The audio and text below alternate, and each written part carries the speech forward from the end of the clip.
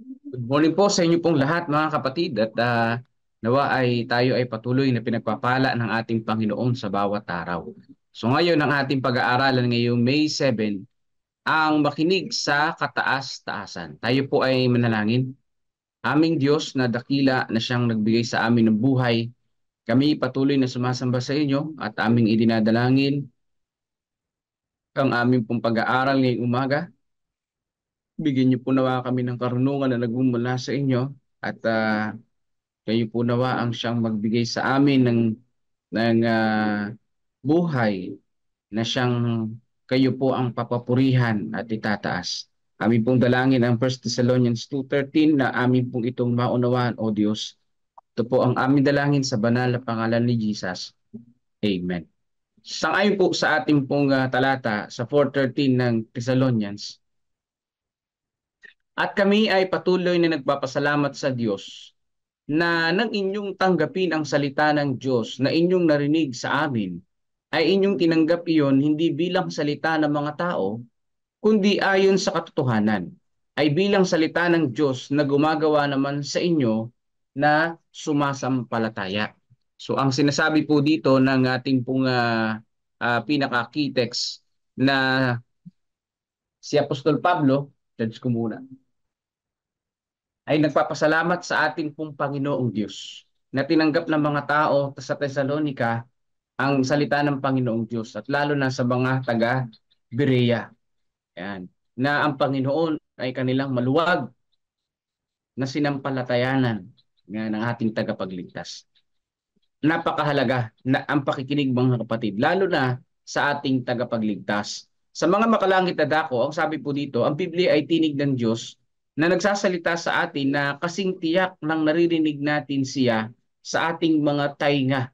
Ang salita ng buhay, ang buhay na Diyos ay hindi lamang nakasulat, kundi binibigkas. Yan po mga kapatid. Hindi lamang nakasulat, kundi binibigkas. Yan po ang ating buhay na Diyos. Dahil meron bang patay na Diyos? Meron. At hindi patay. Hindi talaga nagkaroon ng buhay. Ayun na nga yung mga ribulto. Kaya doon tayo sa buhay na Diyos na hindi ribulto, hindi gawa ng tao, mga kapatid. O sabi po dito, binibigkas at naririnig natin ang salita ng Diyos. Tinatanggap ba natin ang Biblia bilang pahayag ng Diyos? Kung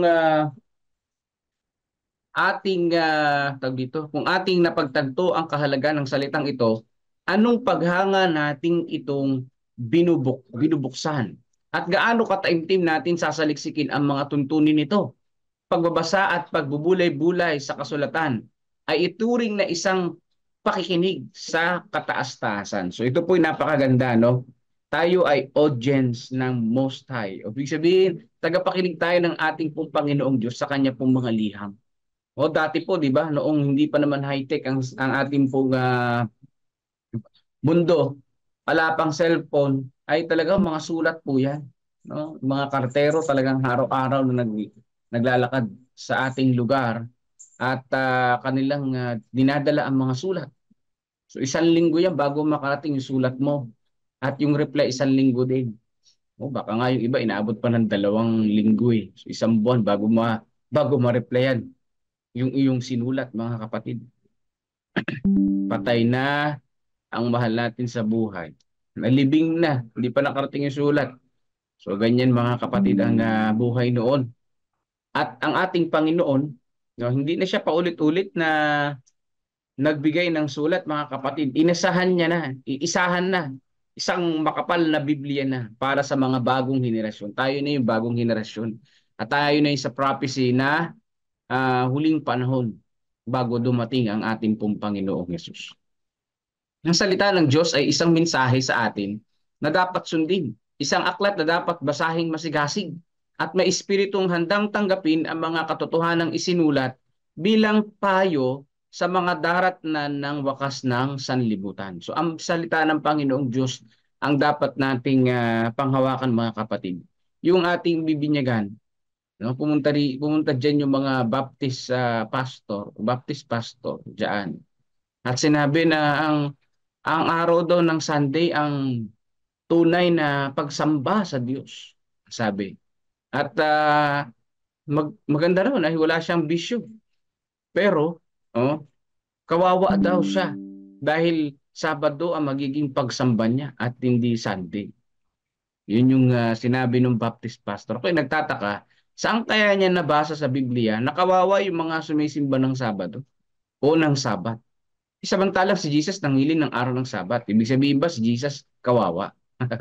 Ang kawawa doon mga kapatid, yung mga nangingiling ng Sunday.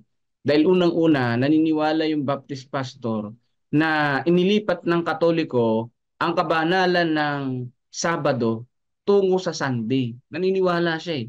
O bakit nangingilim pa rin siya ng Sunday? Katoliko nga ang naglipat ng kabanalan ng Sabado o ng Sabat tungo sa Sunday. So ibig sabihin hindi siya nag-isip.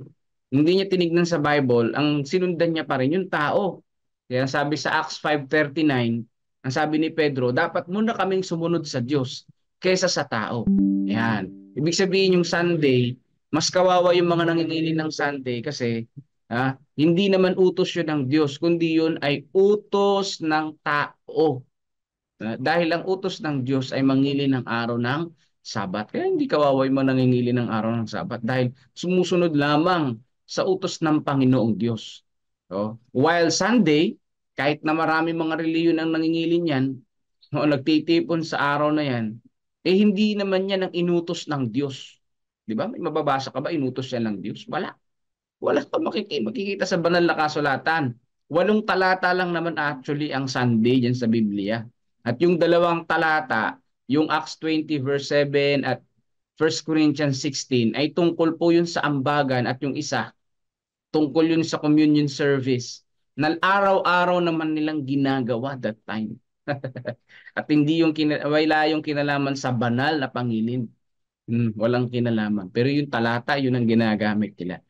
Kaya naunawaan ng kapatid natin. Kaya kapag ka talagang nagsasaliksik ng salita ng Panginoong Diyos, hindi mariligaw ng kahit sino man. Ano? Hindi maililigaw. Hindi tayo maliligaw. Basta't sa Biblia tayo magbase. Ang gagawin natin ng Biblia, saliksikin natin. Huwag tayo papasok sa relihiyon agad. Huwag. Saliksikin muna natin ang Biblia. At pag nakita natin yung mga katotohanan sa Biblia, tsaka natin hanapin yung relihiyon na katulad sa aral ng Biblia. Yun na yung tumpak. Kasi sa Biblia yun eh. Dahil ang Biblia ay salita ng Panginoong Diyos, mga kapatid. Hindi ito dapat kaligtaan, basahin para basahin ang ibang aklat. Pagbuksan natin sa Biblia, pagbukas natin sa Biblia, ihambing natin ang ating buhay sa mga kahilingan nito na sinusukat ang ating pagkatao sa pamamagitan ng dakilang moral na pamantayan ng katwiran. Yan ang pinakamaganda. Na pag tayo ay nagbasa ng Bible, ating ihambing ang ating sariling buhay. Kung ihambing ang buhay mo sa iba, baka mamaya maging banal ka lang sa iba. Baka mas mabuti ka lang sa iba. Pero sa Diyos, hindi. Kailangan, kung ihambing natin ang ating sarili, ihambing natin na maigi ito sa banal na kasulatan. Yan, sa ating Panginoong Diyos. Para makita natin, makasalanan tayo, at kailangan natin si Jesus. Ang buhay ni Kristo na nagbibigay buhay sa mundo ay nasa kanyang salita. Sa pamamagitan ng kanyang salita ay nagpagaling si Jesus ng karamdaman at nagpalayas ng mga demonyo. So sinasabi ng banal na kasulatan, si Jesus Christ ay nagpagaling ng mga demonyo, ng mga karamdaman sa pamamagitan ng salita ng ating Panginoong Diyos. Salita ng ating Panginoong Hesukristo. Pero actually mga kapatid, sa panahon din ni Jesus Christ, marami rin mga nagpalayas ng demonyo. Marami rin na nagpagaling ng may sakit. Pero anong sabi ni Jesus Christ? Lumayo kayo, hindi ko kayo nakikilala. Bakit? Dahil hindi sila sumunod sa utos ng Panginoon. Bagamat nagpaalis ng demonyo, nagpagaling ng may sakit, pero yung kautusan ng Panginoon, hindi naman sinunod. Ang sabi ni Jesus, hindi ko kayo kilala. Hindi rin hindi na, actually ngayon yung miracle, hindi na yan eh. Bakit? Pwedeng gamitin kasi yan ng kaaway para maligaw ang marami. Ang pamantayan talaga ang Biblia, ang salita ng Panginoong Diyos. Nagmi-miracle nga, hindi naman nasunod sa Panginoong Diyos. Hindi yon sa Diyos. Ganun yan mga kapatid. Nagmi-miracle, papagaling na may sakit. Hindi naman sumusunod sa Panginoong Diyos, hindi yan sa Diyos. Kasi sabihin ng Panginoon, hindi ko kayo nakikilala, lumayo kayo sa akin. Nagpapagaling pa sila ng demonyo, nagpapalayas pa sila ng demonyo sa pangalan ni Jesus. O, ganyan yan mga kapatid ko. Pero sa Biblia, si Jesus mismo nung nagkatawang tao ay nagpagaling ng may sakit at nagpalayas ng demonyo. Pero si Jesus, sabi niya, ako'y sumusunod sa kalooban ng Ama. Yan. Sa pamamagitan ng kanyang salita ay pinatahimik niya ang dagat at binuhay ang mga patay. At ang mga tao ay nagpatotoo na ang kanyang salita ay may kapangyarihan. Sinabi niya ang salita ng Diyos tulad ng kanyang sinabi sa lahat ng mga propeta at guro ng lupang tipan. So ang ating Panginoong Hesus lamang ang may kakayahang bumuhay ng mga namatay na tao. Ang buong Biblia ay isang pagpapakita ni Kristo. Ito ang pinagmumula ng ating kapangyarihan. Kung paano ang ating pisikal na buhay ay pinapanatili ng pagkain, gayon din ang ating espiritual na buhay ay pinanatili ng salita ng Diyos. Yan. Paano pinapanatili ang ating pumbuhay mga kapatid? Sa pamamagitan ng salita ng ating Panginoong Diyos. Yung mga material na pagkain, pinapalakas lang yung pisikal nating katawan. Pero yung spiritual nating buhay, ang pagkain nito ay ang salita ng ating Panginoong Diyos. Magiging masigla tayo sa pamamagitan ng salita ng ating pong tagapagligtas. Kung paano kailangan nating kumain para sa ating sarili upang magkaroon ng kalusugan, ay gayon din dapat nating tanggapin ang salita para sa ating sarili. Hindi natin ito dapat lamang tanggapin sa pamamagitan ng ibang isipan. So, ibig sabihin mga kapatid, ang healthy foods ng ating spiritual na buhay ay ang salita ng Panginoong Diyos. Kaya kamusta ang ating binabasa? No? Maaring mga junk foods yung binabasa natin. Junk food. Kung may junk food sa physical na katawan, may junk food din sa ating spiritual na kalagayan. Maaring finifeed natin ito lagi ng movies, ng mga palabas, yung ating pong mind. Kasi nasa mind din eh. O, kung ino-occupy natin yung minds natin ng mga pelikula, ng mga palabas, everyday, maghapon ka dyan, no? Na nagiging weak ang ating spiritual na pananampalataya. Kaya huwag kang magtaka kapag kaaraw ng Sabat, tinatamad kang magsimba. Bakit? Dahil yung feed mo sa isip mo ay mga junk foods at hindi po healthy foods na salita ng ating Panginoon. Oo, ang salita ng Diyos ay tinapay ng buhay.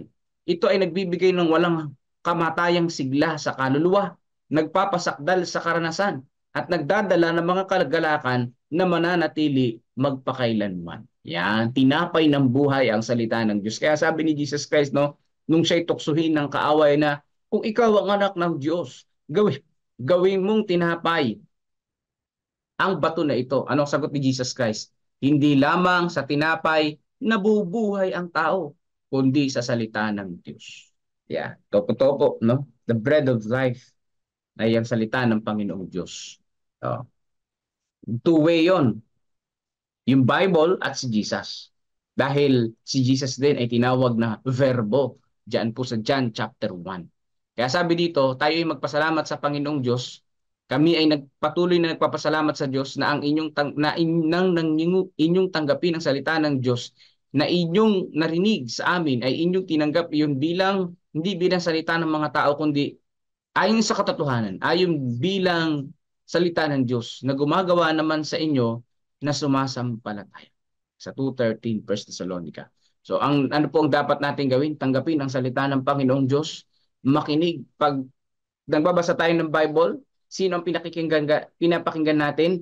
Ang Panginoong Diyos at hindi ang tao. Nawa ay wag nating dagdagan, ni bawasan ang sinabi ng banal na kasulatan mga kapatid. So huwag tayong gumaya doon sa pastor ng Baptist na talagang tahasang sinabi niya, kawawa daw yung nangingilin ng araw ng Sabat.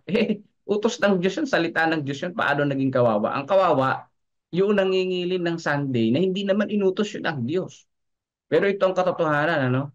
Ang pagsamba ay araw-araw yan. Kasi yung prayer natin, yung pagbabasa ng Bible natin, part yan ng worship. Pero ang pangilin ay isang araw lang yun. Ikapitong araw, which is Sabat. Hindi ka po pwedeng araw-araw mangilin dahil hindi ka na makakapagtrabaho at hindi naman yun ang utos ng Diyos. Pero yung pagsamba, araw-araw yun. Kaya technically, hindi kawawa yung mga sumasamba pag araw ng Sabado dahil araw-araw naman pagsamba. At ganun din sa Sunday, hindi kawawa yung mga sumasamba tuwing Sunday. Pero kung gagawin mo yung pangilin at yan ay nagkakatipon kayo riyan at wala kang trabahong gagawin, no? Imbis na Sabado ang pangilin mo ay naging Linggo, ay kawawa ka riyan. Bakit? Utos na ng taong sinusunod mo diyan at hindi na utos ng Panginoong Diyos. Ganyan po. Ayan, no? Inari mo banal na yan, yung Sunday kasi ang Katoliko ang naglipat yan, 'di ba? Yung kabanalan ng Saturday, ng Sabat, na ang Diyos ang nagbigay ng kabanalan, inilipat ngayon ng Katoliko, which is wala naman silang karapatang gawin 'yon dahil yan ay salita ng Diyos. Ang Diyos ang maglilipat niyan. Kaya lang walang mababasa sa Bible na nilipat ng Diyos ang kabanalan. Nananatili pa rin ito sa pang-7 araw. Bakit? Dahil ito ay tanda ng Diyos sa kanyang bayan, mga kapatid. Kaya mahalaga na pakinggan natin ang salita ng Panginoon dahil ito ay tinig ng ating pong tagapagligtas. Kaya po sa umaga na ito ay ating dadalangin ang bawat isa sa atin, ang mga may karamdaman, ang mga pangangaral na papalapit dito po sa Santa Rosario. At ngayon din po ating dalangin, sama niyo po sa dalangin papunta sa CLC ngayon, makabalik ng maayos para po sa pag-process ng mga budget para sa evangelism. So God bless po sa inyo pong lahat at pakinggan na po natin ang awit papuri sa ating Panginoon at mananalangin tayo sa pangunguna ni Brother Melvin Vilasano.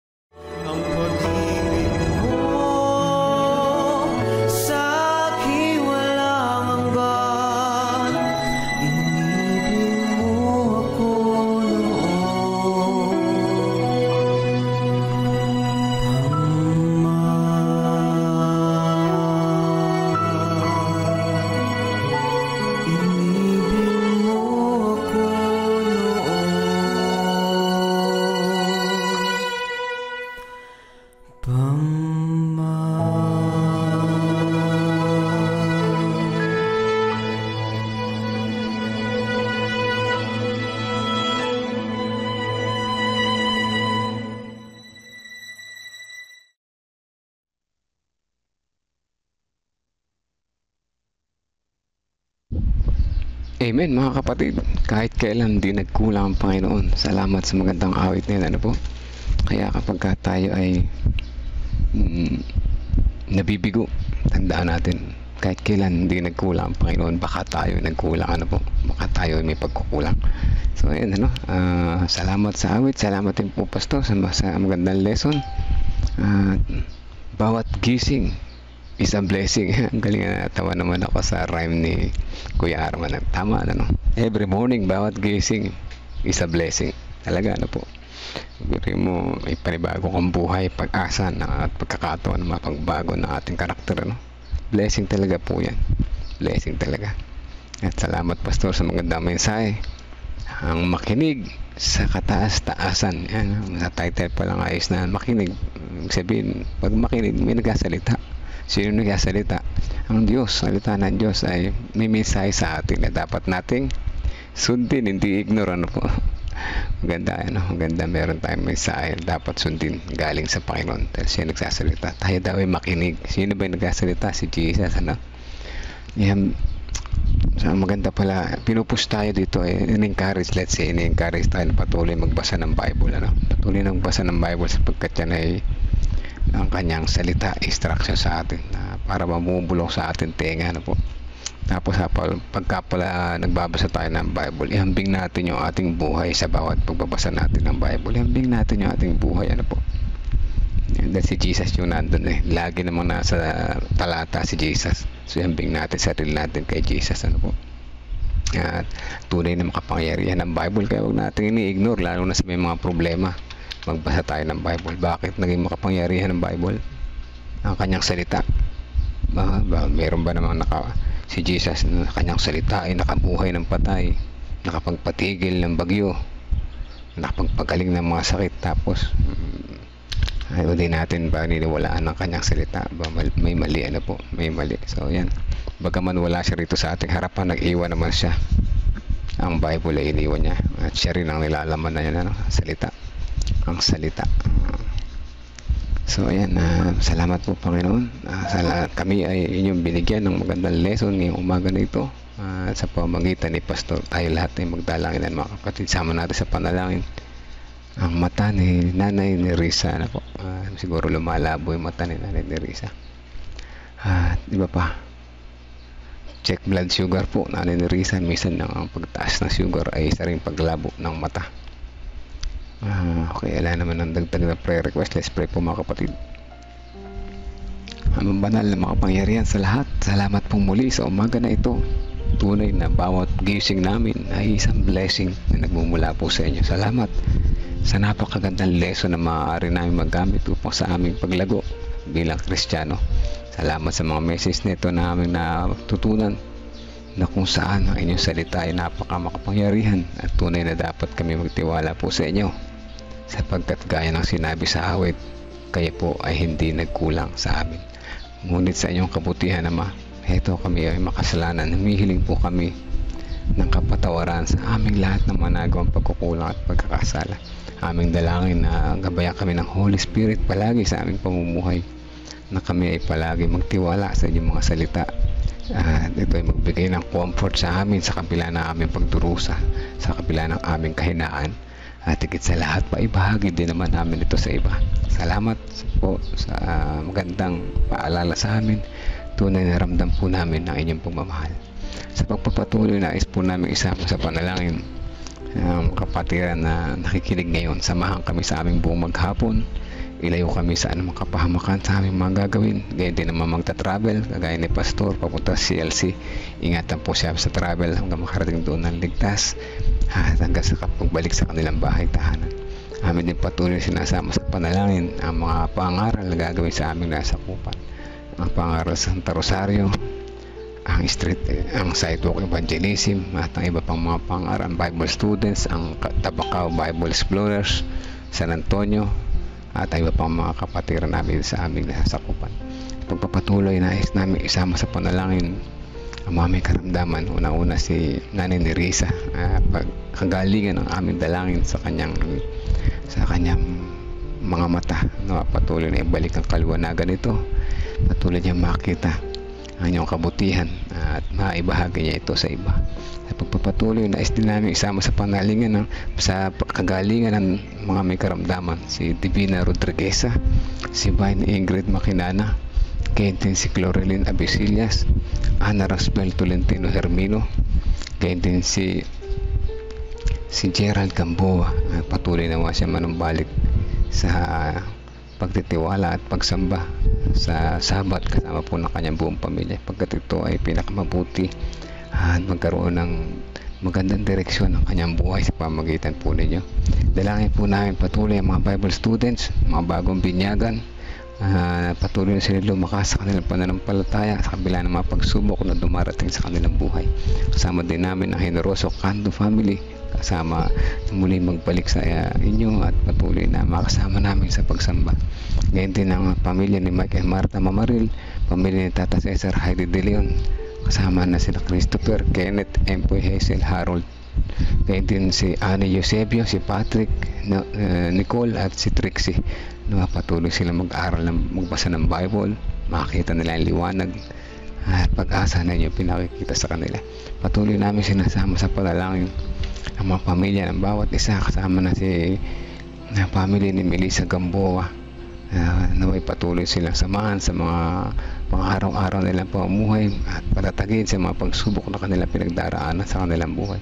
Good health din ang aming dalangin sa family ni Sister Medin Peligo Cotao, kasama na si Harry and Cory. Kalusugan din sa family ni Sister Rose Cris Encarnado, Dang de la Cruz, family ni Sister Nimpa Rivera sa Bukidnon, mga Salvado family, si Tito and Janet, si Rona, LG, Robert, Huncia family, Acuevas family, Alcosaba family, kasama na sina Ariel and Chona. Patuloy namin sinasama sa panalangin si Sister Joy Valencia, si Brother Rudy Basiklat na pamang mga nagtatrabaho sa ibang bansa, kasama na rin ang iba pang mga aming mga kapatiran na trabaho ay malayo sa kanilang pamilya.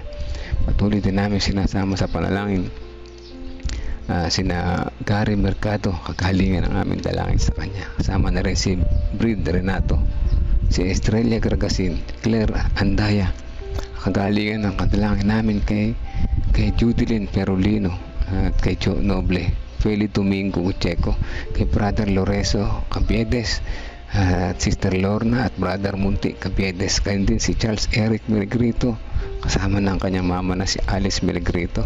Ganyan din Sister Ana Manuel Alberto Ramos, si Kuyang Boy Balbido, si Marie Chris Balbido, si Pastor James Lutila, si Christopher Omali Guterres. Ganyan din si Ate G Tinio Reyes, si kalakasan din at recovery. Dalangin namin kay Pastor Alex Rigor, patuloy siyang palakasin ang kanyang pangatawan, may balik ang kanyang pagsasalita, kung patuloy na magamit siya sa pag-aani, paggagapas sa inyong mga bukirin. Kalakasan ng dalangin namin araw-araw kay Kuya Bobby, Ate Lorna, ganyan kay Ate Gigi Concepcion, Gregorio Santin, Tatay Pentong, Kuya Mike Pablo, Kuya Jerry Bourbon, kay Ma'am Sheila Kasamurin, at ang kagalingan patuloy sa mga may karamdaman, nasa banig ng karamdaman at ay bahay nagre-recovery. Erica Elis Santos Rivera, Tina Santos, at si Melo Chen Ronas Tibayan, Sister Dora Magana, Sister Nena Salazar, Sister Adele, Tate Carlito Tomas, kaya din si Nanay Fina, si Tate Rudy Rico Hermoso, ang Perez, si Ma'am Karin, kaya din ni Pastor Nelvin, si Maribel Agustin, si Heidi De Leon, kasama na rin si pamangkin ni Sister Marites Loreto, si Ting Bautista, si Pining Eugenio Javier, si John Paul Cheng, si Sister Wendy, si Jin, Sister Percy, Sister Risa Enrique, Sister Amy Kilantang, si Ate Grace Samano, si Ate Esther Lopez, Brother Benjamin, Brother Munti Gamboa, si Dayan, si Marilita, si Pichi, si Brother Renato Santos. Kasama na rin sina pamilya ni na Romnick, Olivia, Veronica at Rebecca Francisco. Patuloy na kalusugan, di lamang pang pisikal kundi pang espiritual ang aming dalangin para sa kanila. At sa pagpapatuloy, nais namin isama muli sa panalangin ang kagalingan kina Precious Kabasog, Precious Jorquina, kay Aris C, kay Sister Nena, kay Ate Sally Sanchez na patuloy na nagtitiwala sa inyo, Sister Janet Ontivero, Janet Guzman, Arturo Duque at Erlinda Duque. O dakay ng Diyos, aming manunubos, aming dakilang magagamot, ang mga pangalan po na ito ay aming nilalapit patuloy sa inyo. Alam namin na ipagkakaloob niyo po sa amin ang best para sa amin ayon sa inyong kalooban. Nawa sa aming pagpapagaling, sa aming pagpapalakas, samahan niyo po kami sa aming pang-araw-araw na pamumuhay, na kami ay patuloy na mag-aaral at magbasa ng inyong mga salita upang ang aming bigat na nadarama ay gumaan sa tulong po ninyo. Maraming salamat sa pagtinig sa aming panalangin. Ito ang aming dalangin sa pangalan ng Jesus namin tagapagligtas. Amen. Amen. Muli po mga kapatid, good morning po sa lahat. Salamat sa patuloy na sumusubaybay. Salamat sa mga prayer warriors. Salamat sa mga nag-share at magandang umaga sa ating lahat dyan, lalo sa makikinig sa replay mamaya na po. Sa mga hindi ko nabati kanina, good morning sa inyo. Sister Rose Christine Carnado, Sister Aiza Irilia, Sister Belinda Salvania, Sister Ellen Alpinto, at kay Ma'am Peme, Kuya Abner, Ate Janice Mactal, Daddy Pogi, at kay Sister Wilma Fernandez, at sa iba pang mga nariyan sa background. Magandang umaga po sa atin lahat muli. Hanggang bukas po muli. Maganda i-start natin alas 6 tapos na tayo. Medyo maaga kasi na connect kami ni Pastor, kaya maaga tayo nag-start. So mas maganda pag ganito para mas maaga natatapos. Ayan, hanggang bukas po muli mga kapatid. Ay, teka muna bago ako magtapos. Kami ni Pastor, meron kaming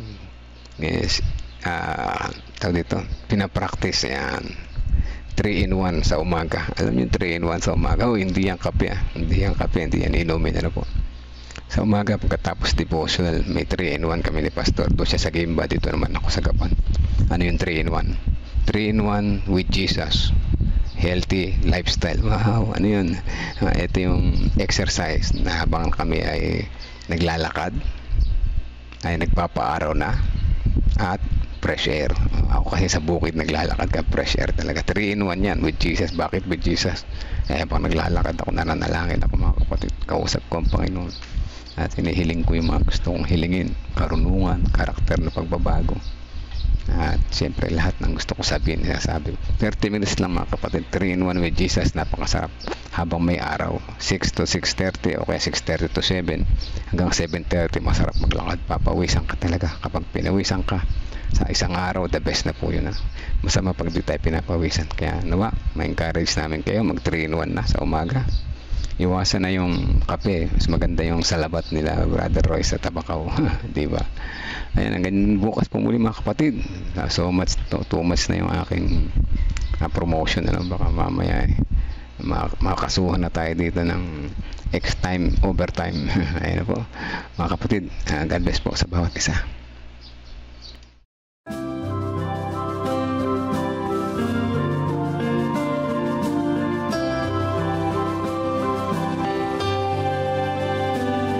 I hear the voice of Jesus calling. My answer is I will go. I see the need of people crying.